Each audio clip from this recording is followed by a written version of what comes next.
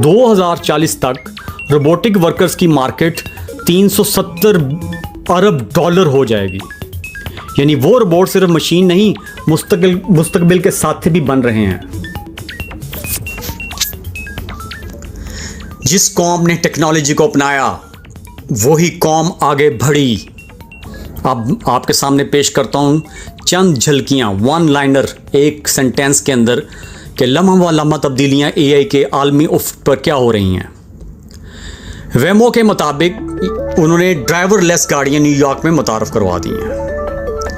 Hyundai और Neura ने मिलकर ह्यूमनॉइड रोबोट्स शिप यार्ड्स में उनका तयन कर दिया है।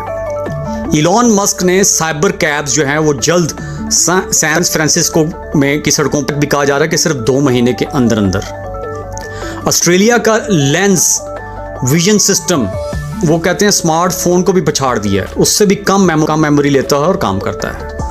अब फ्यूचरिस्ट एक हैं एडम डोर, मशहूर हैं फ्यूचरिस्ट, मुस्तकबिल का बताते हैं। वो कहते हैं कि 20 साल बाद, आज से 2 दहाइयों बाद इंसानों को काम करने की ज़रूरत नहीं रहेगी। ये उनकी प्रेडिक्शन है जी, वो फ्यूचर को देख सकते हैं तो बता रहे हैं।